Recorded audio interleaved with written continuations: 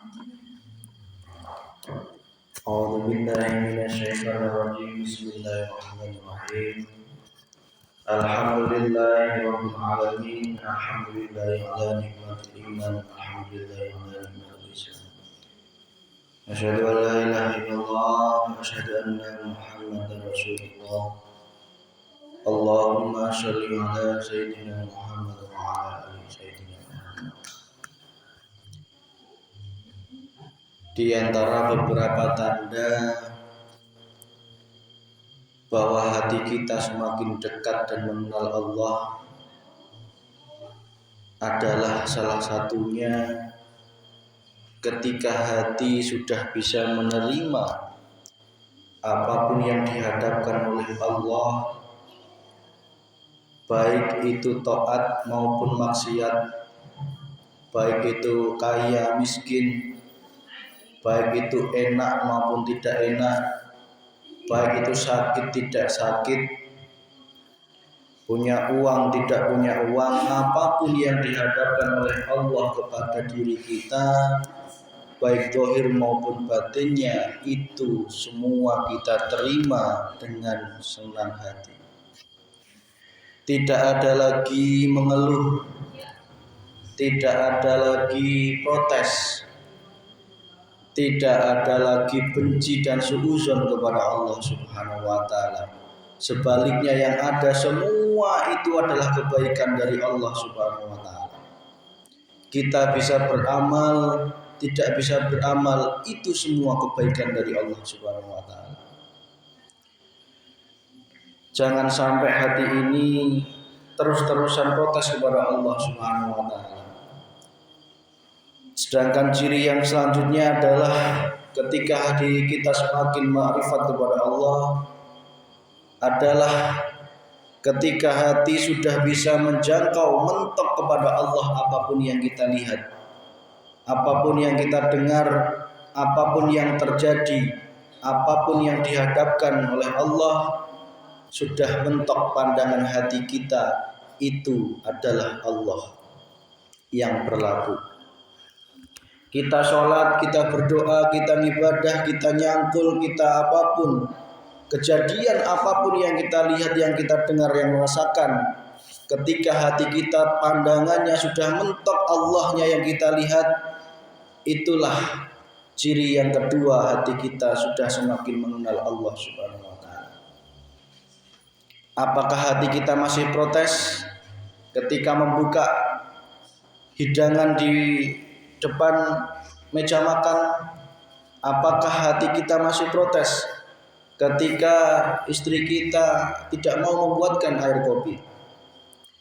Kalau masih protes berarti pandangan kita belum mentok kepada Allahnya, tetapi yang kita lihat masih makhluknya. Ketika saat itu maka hati kita masih jauh dari Allah Subhanahu wa taala. Ciri hati kita sudah semakin makrifat kepada Allah yang ketiga adalah apapun yang kita lakukan, apapun yang kita lakukan niatnya ibadah hanya untuk kepada Allah Subhanahu wa taala. Tidak ada tendensi apapun yang kita niatkan, yang kita pamrihkan, apa yang kita kerjakan kepada hanya untuk Allah Subhanahu wa taala. Hati sadar bahwa apapun itu niat yang muncul saja itu datangnya dari Allah. Niat yang muncul datang dari Allah, kita bisa bergerak, kita bisa bernafas. Coba kita bayangkan kita bisa duduk di masjid ini, Allah menanamkan niat. Allah menggerakkan kita untuk wudhu, menggerakkan kita untuk memakai sendal, kemudian keluar dari rumah kita. Kemudian Allah menggerakkan kaki kita, Allah tetap mengatur irama jantung kita, nafas kita, sampai kita duduk di majelis ini. Apa kurang nyata Allah dalam hidup kita? Apa masih kurang nyata Allah lebih dekat dari urat lahir nadi kita? Itu semualah af'alnya Allah, perbuatannya Allah. Jangan sampai kita semakin hari semakin jauh dari Allah, semakin hari semakin bingung mencari Allah di mana. Tidak usah bingung-bingung, Allah sangat nyata ada dalam hati kita.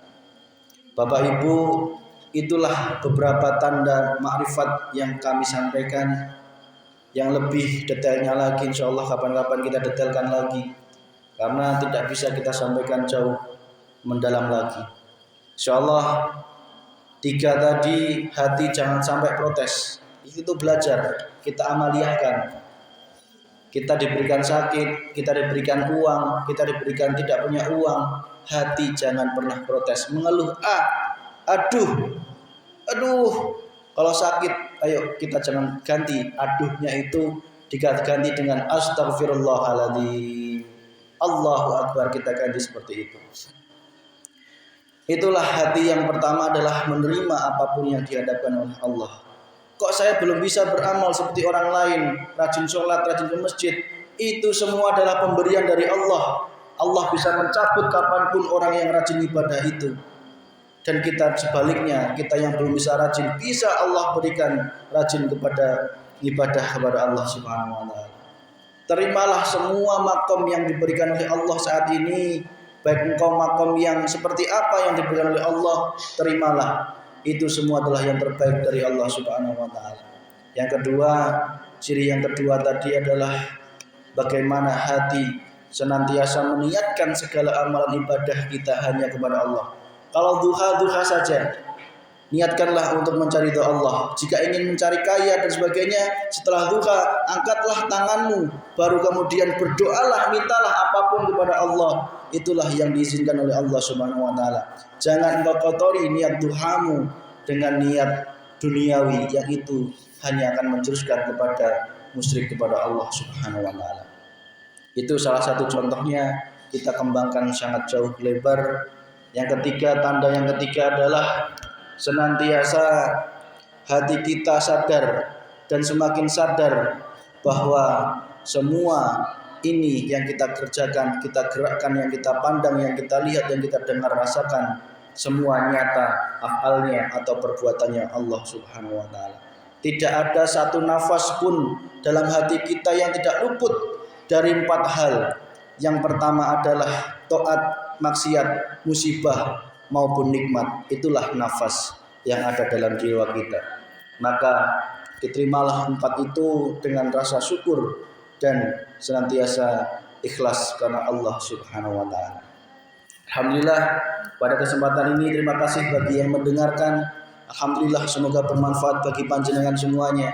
Semoga hati panjenengan saya doakan semakin luas dan luas, sehingga menghadapi dunia ini, menghadapi apapun dunia ini semakin bijaksana dan semakin mendapatkan ridha dari Allah Subhanahu wa taala. Mari kita buka malam sangat mulia ini dengan bacaan amal kita bersama-sama. Allahumma al-Fatihah. A'udzu billahi minasyaitonir rajim. Bismillahirrahmanirrahim. Alhamdulillahi rabbil alamin arrahmanir rahim maliki yaumiddin. Iyyaka na'budu wa iyyaka nasta'in ihdinas siratal mustaqim siratal ladzina an'amta 'alaihim ghairil maghdubi 'alaihim waladdallin. Rabbi ighfir li wa liwalidayya wa lil mu'minina amin. إلى حضرة النبي المصطفى رسول الله محمد صلى الله عليه وسلم وعلى آله وولده وذريته وصحبه والتابعين والعلماء والولي الله خصوصا الشيخ عبد القادر الجيلاني. الفاتحة.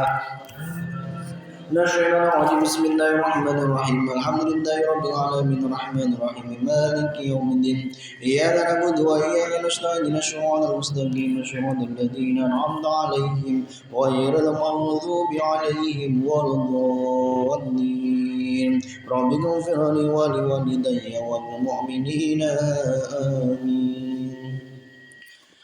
Kusan ila ruhi Ki Haji Pahdan Masuri bin Satur Paira wal marhum Bapak Ustaz Kiwan Haji Terma Pintar Mukarri. Al-Fatihah. A'udzu billahi minasy syaithanir rajim. Bismillahirrahmanir rahim. Alhamdulillahi rabbil alamin arrahmanir rahim maliki yaumiddin. Iyyaka na'budu wa iyyaka nasta'in ihdinas siratal mustaqim siratal ladzina an'amta 'alaihim ghairil maghdubi 'alaihim waladdallin. Rabbi ighfir li wa liwalidayya wa lil mu'minina آمين. ثم إلى رحم جميع القبور من المسلمين والمسلمات والمؤمنين والمؤمنات khusus fi desa bener Dusun Simbarjaya Allah maghfir lahum warhamhum wa'afi wa'afihim al-Fatihah. A'udzu billahi minasy syaithanir rajim. Bismillahirrahmanirrahim. Alhamdulillahi rabbil alamin. Arrahmanir rahim. Maliki yaumiddin. Iyyaka na'budu wa iyyaka nasta'in. Ihdinas siratal mustaqim. Siratal ladzina an'amta 'alaihim ghairil maghdubi 'alaihim waladdallin.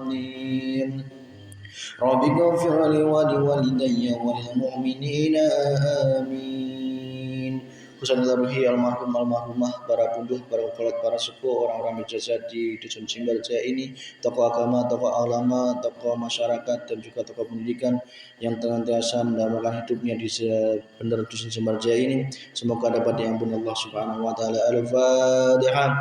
A'udzu billahi minasy syaithanir rajim. Bismillahirrahmanirrahim. Alhamdulillahi rabbil alamin arrahmanir rahim maliki yaumiddin. Iyyaka na'budu wa iyyaka nasta'in. Ihdinas siratal mustaqim. صراط الذين أنعمت عليهم غير المغضوب عليهم ولا الضالين رب اغفر لي ولوالدي وللمؤمنين آمين. Marilah senantiasa kita selalu memohon kepada Allah Subhanahu wa taala, semoga seluruh penduduk dunia ini dan juga seluruh kaum muslimin muslimat dimanapun berada, wabil khusus dan juga wabil umum di desa bener Dusun Simbarjaya ini, semoga senantiasa dapat diampuni seluruh dosa-dosanya, dapat senantiasa diberikan rahmat taufik hidayah inayahnya, dan juga senantiasa dapat pertolongan dari Allah Subhanahu wa taala, sehingga daerah ini Indonesia dan juga desa bener Dusun Simbarjaya ini menjadi daerah yang batun warabun ghafur, khusus dunia akhiratnya, bahagia dunia bahagia akhiratnya, keluarga sakinah mawaddah warahmah, keturunan anak yang soleh-solehah, dan senantiasa menjadi penduduk yang semakin yakin akan Tuhannya Allah Subhanahu wa taala. Al-Fatihah. A'udzu billahi minasy syaithanir rajim. Bismillahirrahmanirrahim. Alhamdulillahi rabbil alamin arrahmanir rahim maliki yaumiddin. قل وإياك نستعين اهدنا الصراط المستقيم صراط الذين أنعمت عليهم غير المغضوب عليهم ولا الضالين رب اغفر لي ولوالدي وللمؤمنين آمين.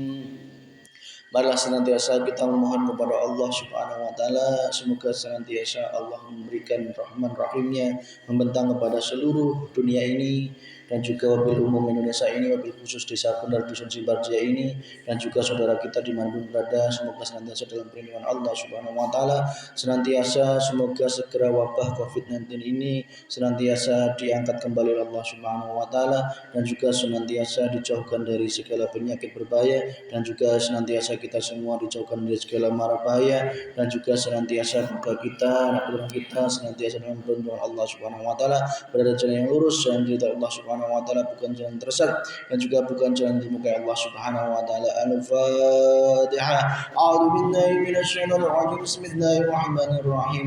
Alhamdulillahi rabbil alamin arrahmanir rahim maliki yaumiddin. إياك نعبد وإياك نستعين اهدنا الصراط المستقيم صراط الذين أنعمت عليهم غير المغضوب عليهم ولا الضالين رب اغفر لي ولوالدي وللمؤمنين آمين. Marilah kita doakan kepada saudara kita, keluarga kita, diri kita, atau mungkin sama saudara kita dimanapun berada yang sedang sakit, yang sedang kurang sehat badannya, yang diberikan ujian Allah berupa sakit dan juga ujian yang lainnya. Semoga senantiasa Allah mengampuni dosa-dosa kita semua dan dosa-dosa mereka. Semoga senantiasa Allah memberikan kesehatan segala, diberikan nikmat jasmaninya, nikmat rohaninya, sehat jasmani dan juga sehat rohaninya, sehingga mampu meningkatkan iman takwa kepada Allah Subhanahu wa taala. Al-Fatihah. أعوذ بالله من الشيطان الرجيم. بسم الله الرحمن الرحيم. الحمد لله رب العالمين الرحمن الرحيم مالك يوم الدين.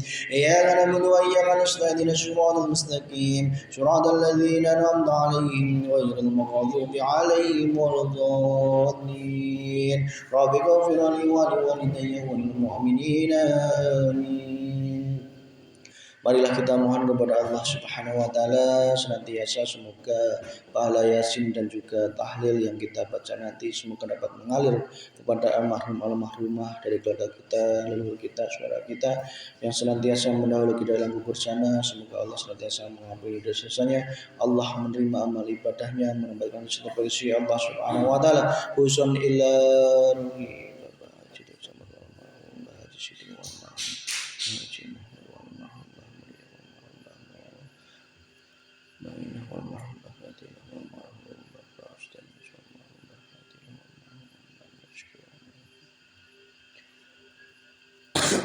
اللهم اغفر له الفاتحة. أعوذ بالله من الشيطان الرجيم. بسم الله الرحمن الرحيم. الحمد لله رب العالمين الرحمن الرحيم مالك يوم الدين. إياك نعبد وإياك نستعين صراط المستقيم صراط الذين أنعمت عليهم غير المغضوب عليهم ولا الضالين. رب اغفر لي ولوالدي وللمؤمنين آمين. أعوذ بالله من الشيطان الرجيم. بسم الله الرحمن الرحيم. ياسين والقرآن الحكيم إنك لمن المرسلين على صراط مستقيم. صراط العزيز الرحيم. لتنذر قوما ما أنذر آباؤهم فهم غافلون. لقد حق القول على أكثرهم فهم لا يؤمنون. إنا جعلنا في أعناقهم أغلالا فهي إلى الأذقان فهم مقمحون. وجعلنا من بين أيديهم سدا ومن خلفهم سدا فغشيناهم فهم لا يبصرون. وسواء عليهم أنذرتهم أم لم تنذرهم لا يؤمنون. إنما تنذر من اتبع ذكر وخشي الرحمن بالغيب فبشره بمغفرة وأجر كريم. إنا نعلم الموتى ونكتب ما قدموا وأشارهم وكل شيء وشيناه في إمام مبين. واضرب لهم مثلا أصحاب القرية إذ جاء المرسلون إذا أرسلنا إليهم اثنين فكذبوهما فقالوا إنا إليكم مرسلون. قالوا ما نحن إلا بشر مثلنا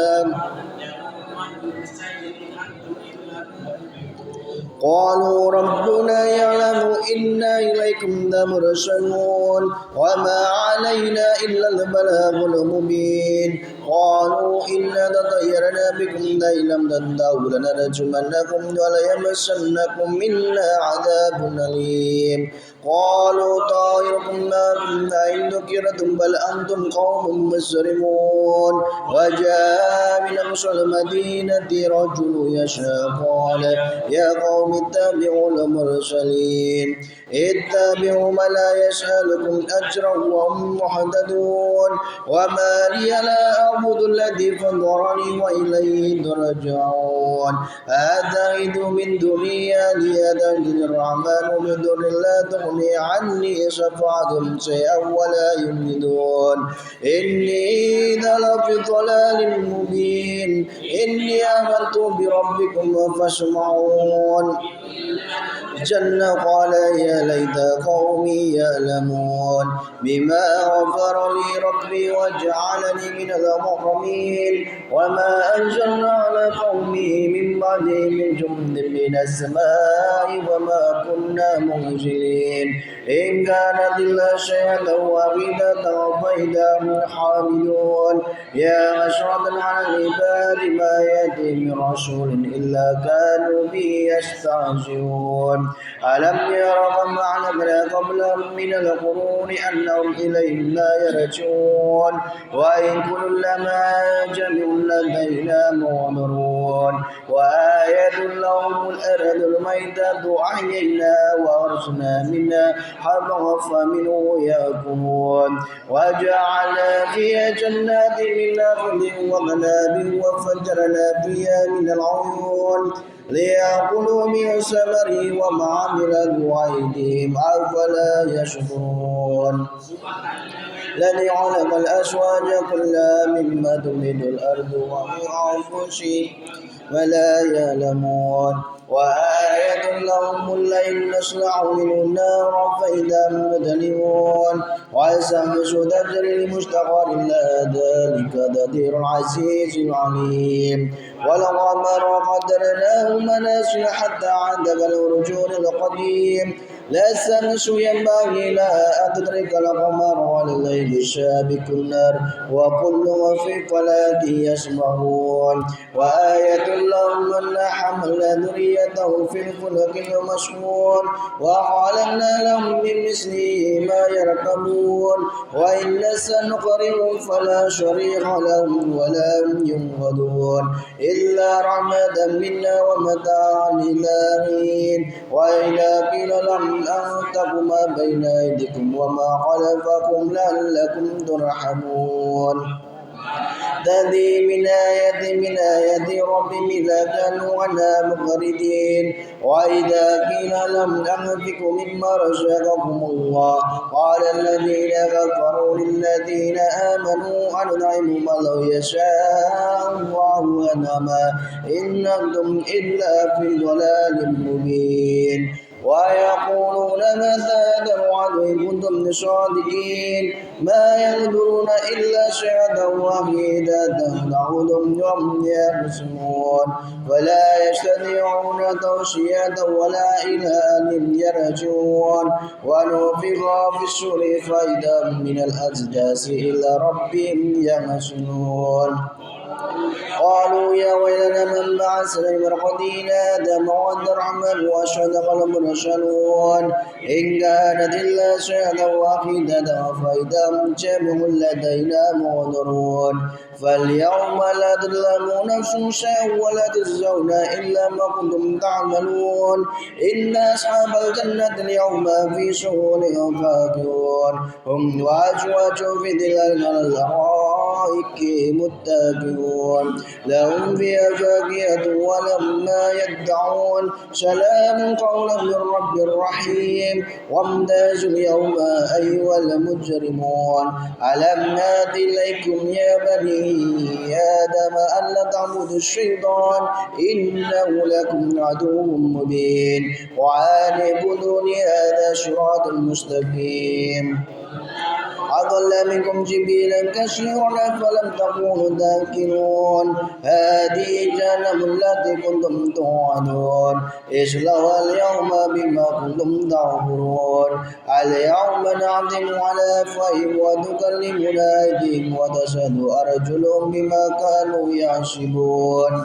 ولو نشاء وطمسنا على أعينهم فاستبقوا الصراط فأنى يبصرون ولو نشاء لمسناهم على مكانتهم فبلغوا مديا ولا يرجعون ومن نعمر نكسه في الخلق أفلا يعقلون وما علمناه شكرا ما ينبغي له إن هو إلا ذكر وقرآن مبين لينذر من كان حيا ويحيى القول على الكافرين أولم يروا أنا خلقنا لهم مما عملت أيدينا أنعاما فهم مالكون وذللنا لهم فمنها ركوبهم ومنها يأكلون ولهم فيها منافع ومشارب أفلا يشكرون واتخذوا من دون الله آلهة لعلهم ينصرون لا يستطيعون نصرهم وهم لهم جند محضرون ولا يحزنك قولهم إننا نعلم ما يسرون وما يعلنون أولم يروا الشمس ونخلقناه من نطفة فإذا هو خصيم مبين وضرب لنا مثلا ونسي خلقه قال من العظام وهي رميم الذي أنشأ ولم ير وهو بكل خلق عليم الذي جعل لكم من الشجر الأخضر نارا فإذا أنتم منه توقدون أوليس الذي خلق السماوات والأرض بقادر على أن يخلق مثلهم بلى وهو الخلاق العليم إنما أمره إذا أراد شيئا أن يقول له كن فيكون فسبحان الذي بيده ملكوت كل شيء وإليه ترجعون يصفون صدق الله العظيم. الفاتحة. أعوذ بالله من الشيطان الرجيم. بسم الله الرحمن الرحيم. الحمد لله رب العالمين الرحمن الرحيم مالك يوم الدين. وإياك نستعين صراط المستقيم صراط الذين أنعمت عليهم غير المغضوب عليهم ولا الضالين. رب اغفر لي ولوالدي والمؤمنين آمين. لا إله إلا الله والله أكبر ولله الحمد. بسم الله الرحمن الرحيم. قل هو الله أحد الله الصمد لم يلد ولم يولد ولم يكن له كفوا أحد. بسم الله الرحمن الرحيم. قل هو الله أحد الله الصمد لم يلد ولم يولد له كفوا أحد. بسم الله الرحمن الرحيم. قل هو الله أحد الله الصمد لم يلد ولم يولد ولم يكن له كفوا أحد. لا إله إلا الله والله أكبر ولله الحمد. بسم الله الرحمن الرحيم. قل أعوذ برب الفلق من شر ما خلق ومن شر غاشق إذا وقب ومن شر النفاسات في العقد ومن شر حاسد إذا حسد. لا إله إلا الله والله أكبر ولله الحمد. بسم الله الرحمن الرحيم. قل أعوذ برب الناس ملك الناس إله الناس من شر الوسواس الخناس الذي يوسوس في صدور الناس من الجنة والناس. لا إله إلا الله والله أكبر ولله الحمد. بسم الله الرحمن الرحيم. الحمد لله رب العالمين الرحمن الرحيم مالك يوم الدين. نعبد وإياك نستعين. اهدنا الصراط المستقيم صراط الذين أنعمت عليهم غير المغضوب عليهم ولا الضالين. رب اغفر لي ولوالدي وللمؤمنين آمين. بسم الله الرحمن الرحيم. ألف لام ميم.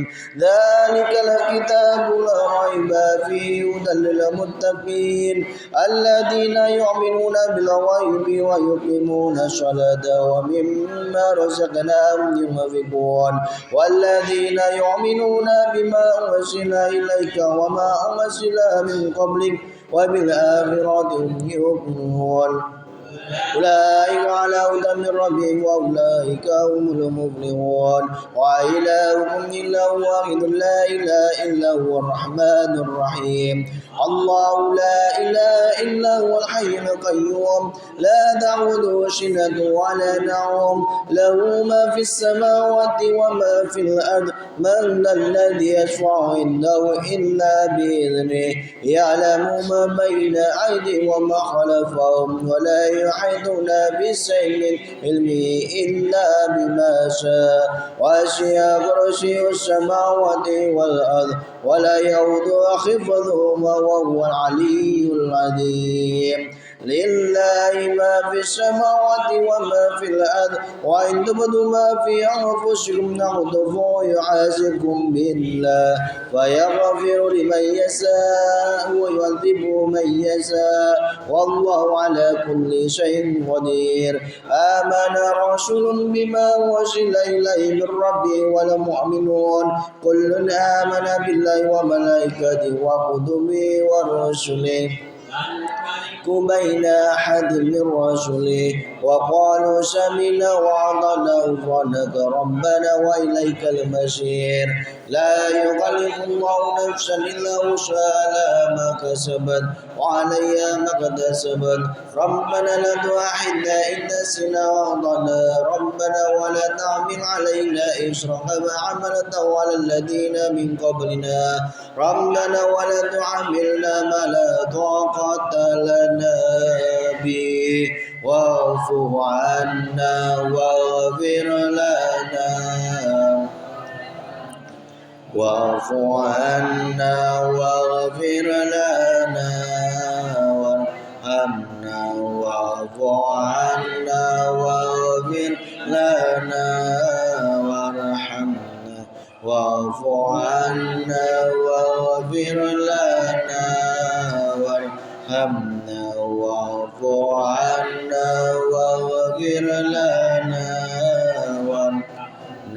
واعف عنا واغفر وارحمنا واعف عنا واغفر لنا واغفر لنا وارحمنا أنت مولانا فانصرنا على القوم الكافرين ارحمنا يا أرحم الراحمين يا أرحم الراحمين ارحمنا يا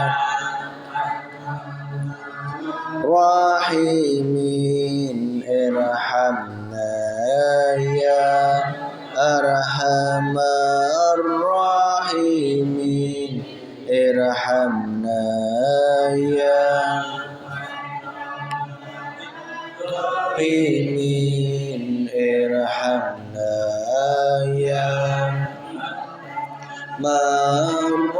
الراحمين ارحمنا يا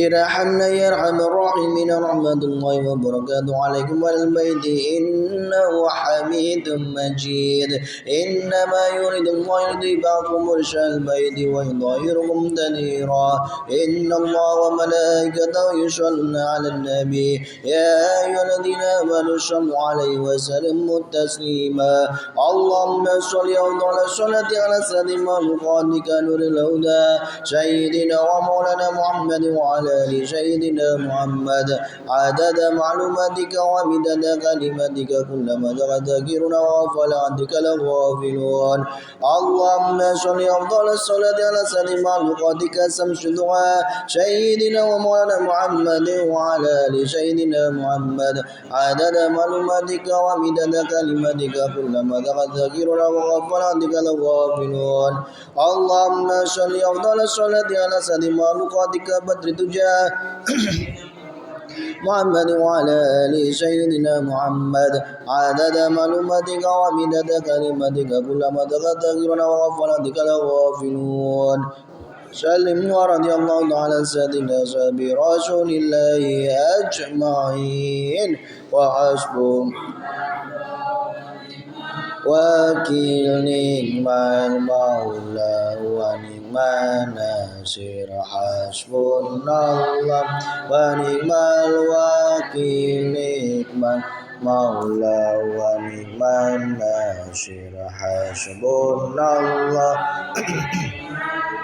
وكيل نعم المولى ونعم الناصر حسبنا الله ونعم الوكيل نعم المولى ونعم الناصر حسبنا الله ونعم الوكيل نعم المولى ناصر حسبنا الله ونعم الوكيل نعم المولى ونعم الناصر حسبنا الله